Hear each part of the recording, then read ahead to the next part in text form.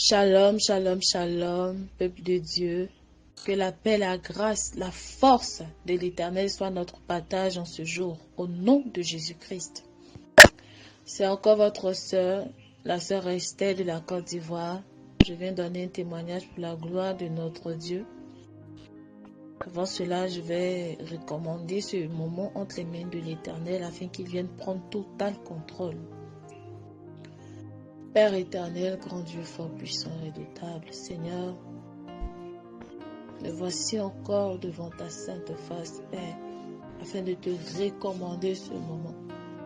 Que tu viennes prendre total contrôle par ton Esprit Saint. Seigneur, viens t'émouvoir, viens disposer les cœurs, Père. Attire l'attention, Seigneur. Attire l'attention des uns et des autres, Père. À écouter, à bien écouter, Père, ce témoignage. Pour la gloire de ton Saint-Nom, au nom de Jésus-Christ. Amen. Bien-aimé, le témoignage concerne le football. Mais bien-aimé, dans un songe, je me vois dans une salle, en présence des personnes que je ne connais pas vraiment, mais j'ai reconnu une personne. Et je ne sais pas si je peux mentionner le nom. Je ne sais vraiment pas si je peux mentionner le nom, mais par précaution, je vais garder le silence. Et donc, dans cette salle, il y avait des personnes. En fait, je voyais les grands de ce monde, oui. Les grands de ce monde, je veux parler des présidents, des personnes vraiment haut placées dans ce monde qui sont extrêmement riches. Tous d'un commun accord s'étaient unis à cet endroit-là pour organiser un événement. Et dans mon esprit, je ne savais pas trop de quoi il s'agissait en fait. Je ne savais vraiment pas. Mais après l'organisation, je me suis rendu compte qu'il y avait d'autres personnes, il y avait des personnes qui quittaient de part et d'autre pour assister à ce qu'ils avaient organisé. Après, je me rends compte que nous sommes au stade. Voilà, nous sommes dans un stade où il y a du monde, il y a du monde, il y a du monde, il y a du monde, il y a du monde. Il y avait vraiment du monde, mes bien-aimés. Et les personnes qui avaient organisé cet événement-là étaient très contents, très heureux de voir le monde qu'il y avait. Et en même temps, c'est comme si j'arrivais à voir de l'autre côté comment les personnes se débattaient pour assister à cet événement, comment les personnes se débattaient pour participer, rien que pour avoir une place au stade. Juste pour regarder les matchs en live. Et les personnes qui avaient organisé, ils étaient très contents, très contents, très contents. Et après tout ça, je voyais comme une coupe, oui, je voyais comme une coupe remplie de sang jusqu'à débordement. Donc je voyais cette coupe-là qui était au centre là, remplie de sang jusqu'à débordement, mes bien-aimés. Et là, quand je me suis réveillée par la grâce de Dieu, j'ai immédiatement compris que c'est une confirmation du Seigneur. Parce que dans cette période-là, il y avait des messages des autres frères et sœurs qui parlaient du football aussi, tout et tout. Et là, ça a vraiment été une confirmation. Voilà donc le témoignage, mes bien-aimés. Soyons tous bénis et fortifiés dans notre marche avec le Christ. Shalom. Alléluia. Gloire soit rendue à notre Seigneur et Sauveur Jésus-Christ de Nazareth pour ce témoignage très puissant, vraiment pour la gloire de notre Seigneur Jésus-Christ qui a été donné par la servante Esther, vraiment afin d'édifier le peuple du Seigneur, afin vraiment de réveiller le peuple de Dieu, afin vraiment de confirmer des choses davantage pour ceux qui dorment encore en esprit, pour ceux dont la conscience, autant pour moi, la conscience est encore morte vraiment au sujet du football. Moque vraiment, surtout les chrétiens, je précise bien, les chrétiens vraiment qui disent qu'ils sont dans la saine doctrine. Parce que, bien aimé, c'est quelque chose qui est marrant. Il y a parfois, c'est marrant, parfois les chrétiens se moquent de Jésus. Parfois les chrétiens se moquent de Jésus. Quand un chrétien dit, je suis dans la saine doctrine. Je suis dans la saine doctrine, bien aimé. Tu es dans quelle saine doctrine? Dans quelle saine doctrine, bien aimé? Donc une saine doctrine qui est partielle. Une saine doctrine qui n'est pas totale. Une saine doctrine qui n'est que le quart. On dit même que partielle, on dit que moitié. Le quart, ce n'est même pas la moitié. Donc tu mets la parole de Dieu, tu mets le quart de la parole de Dieu en pratique. Ou bien tu mets la moitié de la parole de Dieu en pratique. Mais ce qui ne t'arrange pas, qui est la volonté de Dieu, que le Seigneur souhaite que tu t'alignes, que le Seigneur souhaite que tu lui donnes tout ton cœur à ce niveau, bien aimé, ils ne le font pas. Mais les chrétiens aujourd'hui vont s'élever pour dire que je suis dans la saine doctrine. Dans la saine doctrine. Le chrétien qui dit aujourd'hui, il vient de te dire maintenant il est dans la saine doctrine. Bien aimé, ça ne va pas faire après un jour ou bien après 40 minutes. Tu vas voir le chrétien là où il se couvre, ou bien il est en train de passer du temps sur ce qui est interdit dans la saine doctrine, de passer du temps sur ce qui est vraiment idolâtre devant la face du Seigneur, sur ce qui est désagréable devant la face de Dieu. Et c'est là où maintenant on dit que vraiment c'est étonnant. C'est étonnant que celui qui vient de dire tout à l'heure que je suis dans la scène, ok, bien, mais parfois, les chrétiens, ils ne comprennent pas la portée. On ne parle pas la bouche que je suis dans la scène, ok, comme ça. Non, ce ne sont pas des choses qui se parlent dans la bouche. Ça ne se parle pas pour parler dans la bouche, bien aimé. Mais quand tu sais vraiment, quand tu sais que tu ne connais pas ce qui signifie la scène doctrine même, tu ne connais même pas vraiment, tu ne connais pas encore la scène doctrine, bien aimé, il ne faut pas. Tu ne connais pas encore ce qui signifie la saine doctrine, ou tu n'es pas encore dans la saine doctrine, ou tu ne pratiques pas encore la saine doctrine, bien aimé, il est important que sache de ne pas dire devant les gens que tu as la saine doctrine, bien aimé, de peur que tes propres actes vont exposer ta nudité, ta honte, de peur que tes propres paroles, de peur que tes propres actions, de peur que tes propres œuvres vont exposer ta nudité, ta honte. Bien aimé, la honte de toi-même, puisque tu proclames en public, tu dis que tu es dans la saine doctrine. Il dit que les gens passent dans la maison, mais ils renient Christ par leurs œuvres. Il renie Christ par leurs œuvres, bien aimés. Vous entendez ce que le témoignage est en train de dire. Des gens qui continuent encore à contester que le football est une bonne chose. Un chrétien doit regarder le football. Un chrétien doit regarder les compositions. Un chrétien doit regarder les compositions. Coupe du monde, Coupe d'Afrique, Coupe d'Europe, Coupe d'Amérique. La Champions League. Oui, la Champions League. Ce qui est étonnant, c'est qu'il y a les pasteurs, les apôtres, les hommes de Dieu qui sont encore de cautionner cela. Qui cautionnent et même qui disent à leurs fidèles que le football n'est pas mauvais de regarder. Je vais vous le prouver maintenant. Déjà le témoignage vous le prouve. Maintenant vous le prouver avec la parole.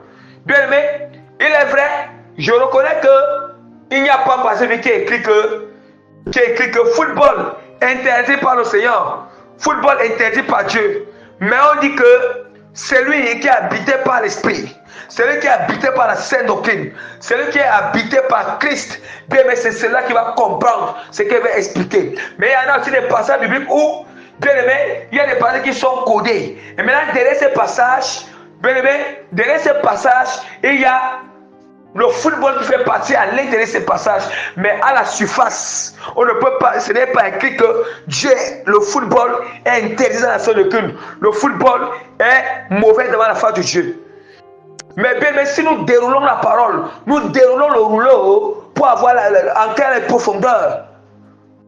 afin d'entrer dans les profondeurs, de puiser dans la sagesse de l'Éternel, de puiser dans la connaissance de Dieu, de puiser dans l'intelligence du Seigneur, de puiser dans le discernement profond de l'Éternel, bien-aimé. Nous allons comprendre maintenant que le football est interdit. Puis déjà que le témoignage en train de le prouver, et je viens encore, bien aimé, le prouver encore avec la parole de l'Éternel, avec la prédication, avec bien aimé, non seulement l'interprétation profonde, l'exhortation pour soutenir, pour démontrer que le football est diabolique, que le football, Dieu n'aime pas le football. Le football, le Seigneur n'est pas là. Ça ne glorifie pas le Seigneur lorsque nous sommes dans la sainte doctrine. Ça ne glorifie pas notre Seigneur et Sauveur, Jésus-Christ de Nazareth. Alléluia. Est-ce que nous comprenons?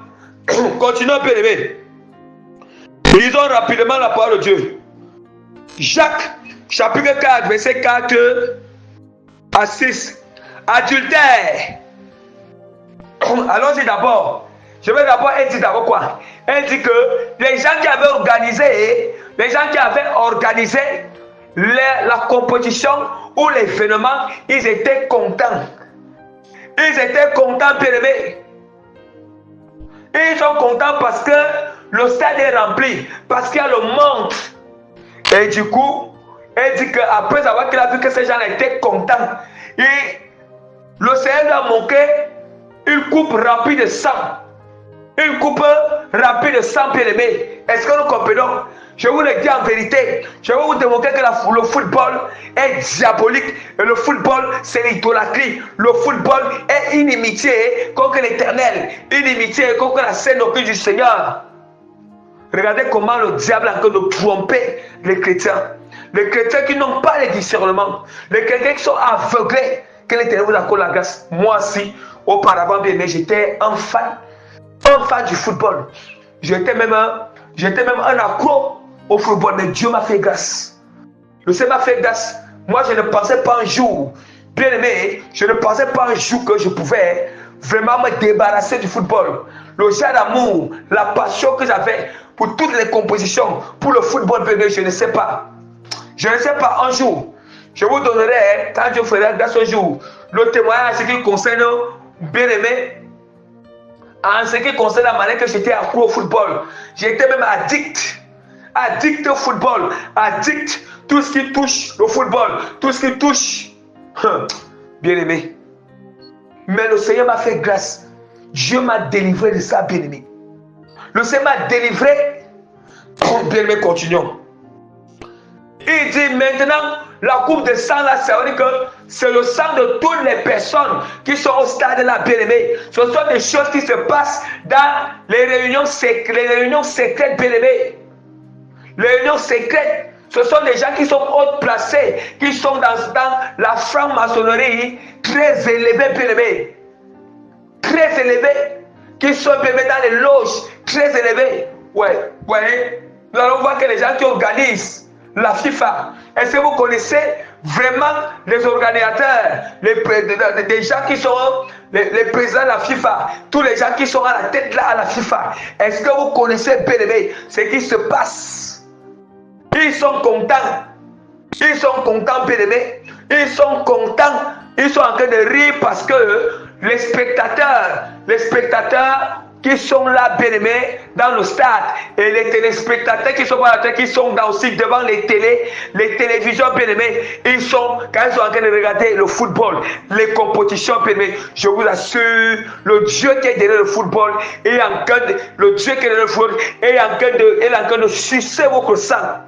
Il suce votre sang, bien aimé. Même si toi, bien aimé, tu es chrétien, il est en train de sucer ton sang parce que tu es en train de regarder ce qui ne glorifie pas le Seigneur, ce que Dieu qui ne tire pas gloire, ce qui ne peut pas sauver une âme, ce qui ne peut pas amener une âme au ciel et ce qui ne peut pas amener ton âme au ciel, bien aimé. Continuons encore. Prouvons que la parole de Dieu, quoi, la parole de Jacques, chapitre 4, verset 4. Au verset 10, adultère que vous êtes, ne savez-vous pas que l'amour du monde est inimitié contre Dieu? Celui donc qui veut être ami du monde sera ennemi de Dieu. Le football, dis-moi un peu, est-ce que le football est de Jésus-Christ ou du monde? Or nous savons que la parole de Dieu dit que Le prince de ce monde, c'est le diable. La parole se nous dit dans l'épître de 1 Jean chapitre 5 verset 19 que le prince de ce monde, c'est le diable bien-aimé. C'est le diable. Le monde est sous l'emprise du malin. Et le prince de ce monde, c'est le diable bien-aimé. Le football est de la scène doctrine ou bien du monde. Ouais. Bien-aimé, je vous pose des questions pour que vous discernez vous-même. Vous soyez honnête avec vous-même. Le Seigneur dit clair dans 1 Thessaloniciens chapitre 4, verset 3 à 4. Ce que le Seigneur attend de nous, bien-aimés, c'est notre sanctification. C'est notre sanctification. Que nous sachions posséder notre corps dans la sainteté et l'honnêteté. Bien-aimé, si tu es honnête avec ton corps, toi-même, ton âme, dis-moi la question que je pose. Le football est de la sainte doctrine de Jésus ou bien est du monde de bien-aimé? Bien-aimé, pour ces questions, moi je vais déjà répondre. Vous aussi vous allez répondre à votre tour. Le football est du monde. Et si le football est du monde, c'est du diable. C'est du diable, bien-aimé. Le football est diabolique. Je répète encore à haute voix que le football est diabolique, bien-aimé. Adultère, que vous êtes, ne savez pas que l'amour du monde est inimitié contre Dieu. L'adultère, comment? Parce que lorsque nous avons cru en Christ, nous avons reçu le Saint-Esprit. Le Saint-Esprit nous fiance à Jésus-Christ. Le Saint-Esprit, c'est lui qui nous fiance à Jésus. Et maintenant, le Seigneur chérit. La parole de Dieu, croyez-vous que l'Écriture parle en vain, c'est avec jalousie que Dieu écrit. Dieu chérit l'Esprit qu'il a fait habiter en nous.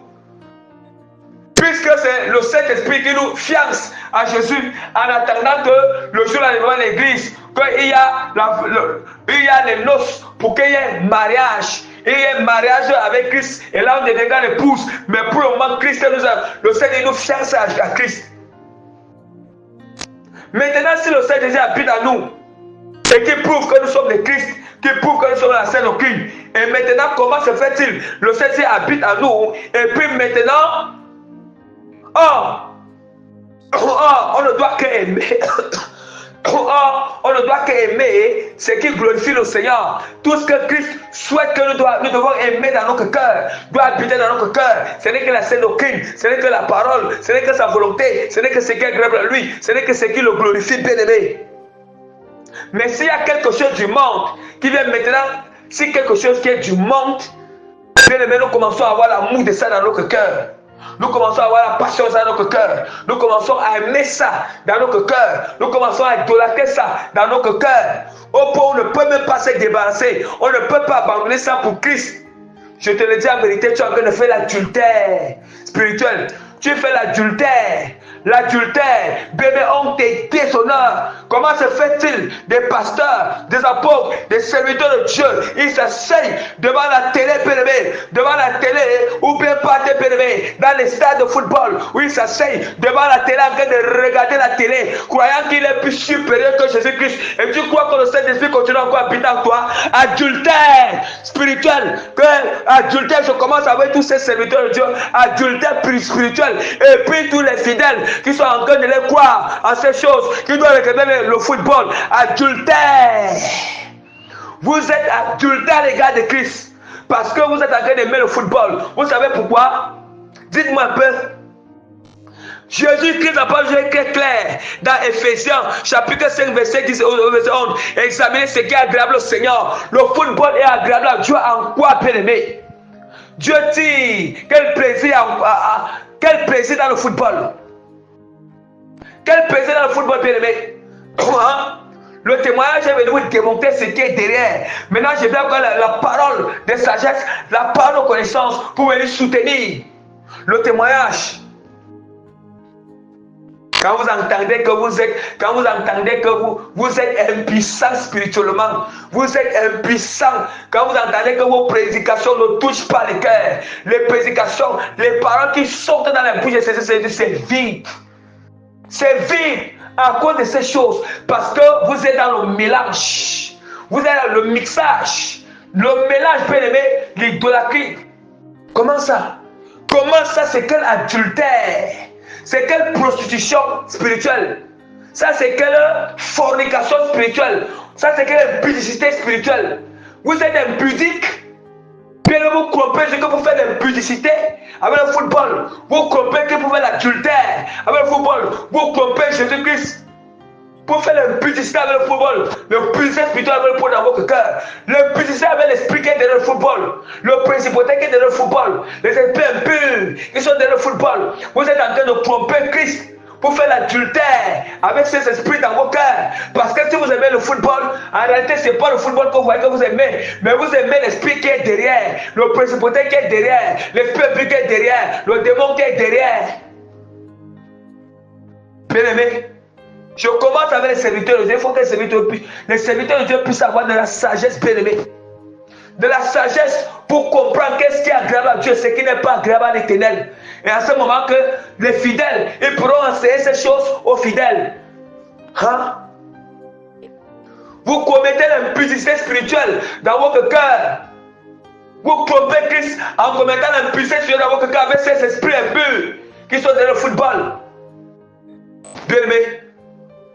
Vous commettez la prostitution en trompant Christ. Vous trompez Christ en faisant la prostitution dans votre cœur avec les esprits, les démons qui sont derrière le football. Les gens qui sont derrière le football. Ça n'est la même chose avec les chrétiens qui regardent encore les séries, les films du monde, les chansons du monde. C'est la même chose, il n'y a pas de différence. Tout ce qui est du monde. Tout ce qui est du monde, bien aimé. Hein? La parole de Dieu est très claire. Dans 1 Jean chapitre 2, verset 15 à 16. N'aimez pas le monde, ni les choses qui sont dans le monde. Si quelqu'un aime le monde, l'amour du Père n'est pas en lui. Si quelqu'un aime le monde, l'amour du Père n'est pas en lui. Or, on ne dit qu'en lui, on ne dit pas que l'amour de Dieu. Il y a une différence entre l'amour de Dieu est avec toi, l'amour de Dieu est en toi. L'amour de Dieu est en toi. L'amour de Dieu est en toi si c'est que tu pratiques la parole de Dieu. L'amour de Dieu en toi, c'est que le Saint-Esprit habite en toi. L'amour de Dieu en toi, c'est que tu pratiques la sainte doctrine. Ouais. Ouais, vous comprenez que celui qui aime le football, celui que tu as encore à regarder le football, qui ne parvient même pas à laisser le football, bien l'amour de Dieu n'est pas sur cette personne. On n'est pas sur cette personne. Bien aimé, nous allons voir la partie C. On te dit celui qui refuse d'abandonner de regarder le football, d'abandonner le football, d'abandonner cela, bien aimé. Je t'assure, ça veut dire que dans ton cœur, parce que ton cœur aime, la partie de ton cœur aime le football a dépassé Jésus. Bien aimé, il faut être sincère avec vous-même.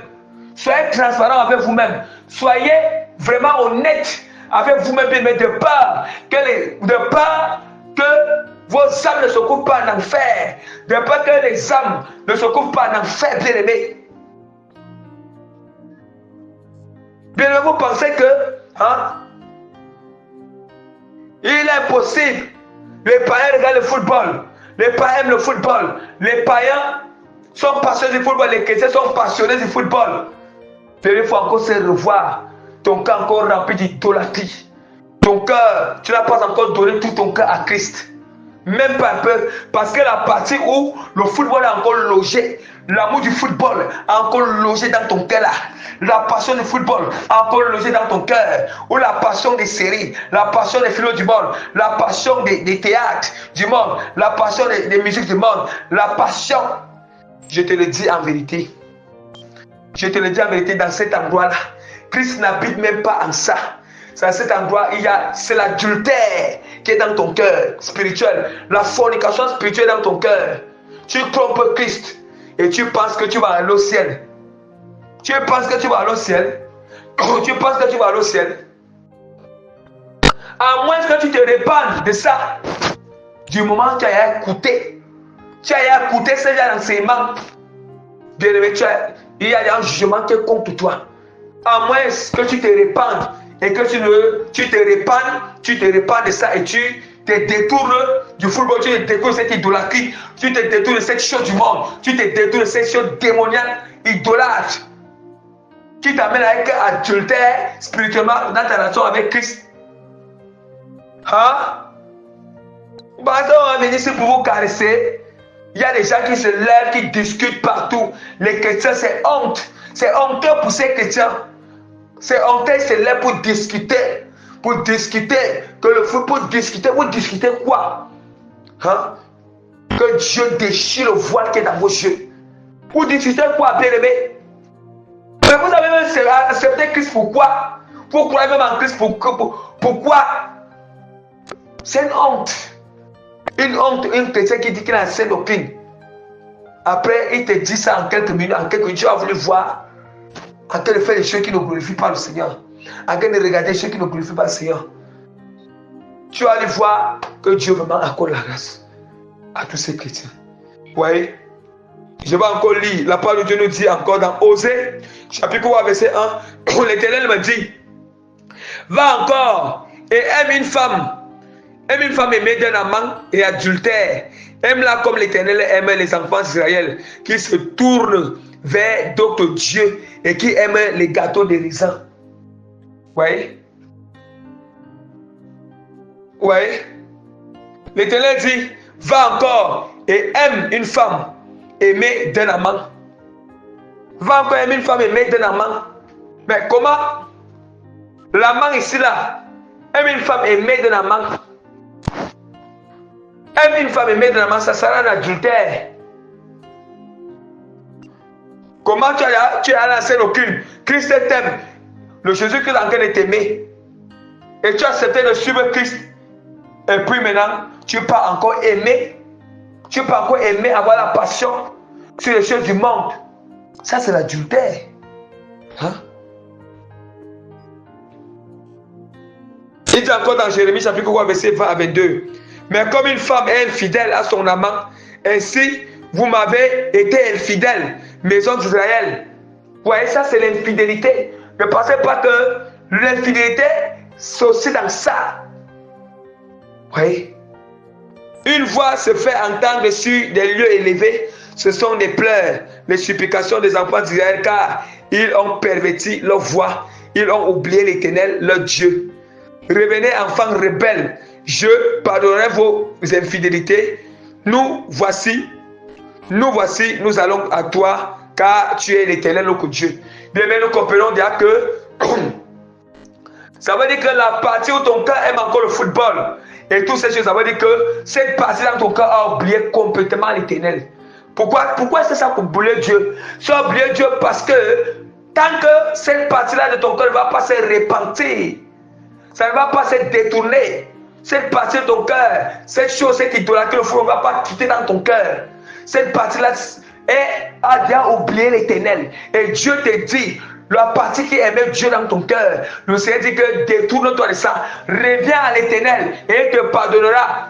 Et te pardonnera si tu ne te répands pas du football, tu ne te répands pas des compétitions que tu regardes, tu ne te répands pas de cette idolâtrie, tu ne te répands pas de cet adultère spirituel. Je te le dis en vérité, bien-aimé, tu te souviendras, bien-aimé, de ce témoignage et de cette exhortation que je suis en train de te donner. Et je ne joue pas, et je ne blague pas. Je me tiens sur la parole de connaissance la parole de connaissance de l'Éternel et la parole de sagesse, la parole révélée dans sa parole et dans sa révélation, bien-aimé, dans le nom puissant de Christ. Bien-aimé, Christ lui-même, il va te rappeler cela le jour-là, bien-aimé. Parce que tu n'as pas écouté, dit que comme tu n'as bien aimé, j'ai bien expliqué. Le témoignage est très clair. La parole de Dieu est très claire. Soyez honnête avec vous-même. Et quand vous savez que la chose est vraie, ne vous levez pas pour contester la parole de l'Éternel. Ne vous levez pas pour contester la révélation de Dieu. Ne vous levez pas pour contester la connaissance qui vient de l'Éternel. Ce qui est vrai, ce qui est agréable devant l'Éternel, bien-aimé. Est-ce que tu veux faire ce qui est agréable devant l'Éternel? Après, vous allez vous lever. Continuez à vous lever, que le Seigneur vous pardonne. Et que Dieu vous accorde la grâce. Vraiment, de déchirer le voile qui est dans vos yeux. D'aimer vraiment l'Éternel de tout son cœur. De se repentir sincèrement. Et de marcher vraiment sur la scène au crime. Bien-aimé, demeurez encore béni au nom puissant de Jésus de Nazareth. Amen.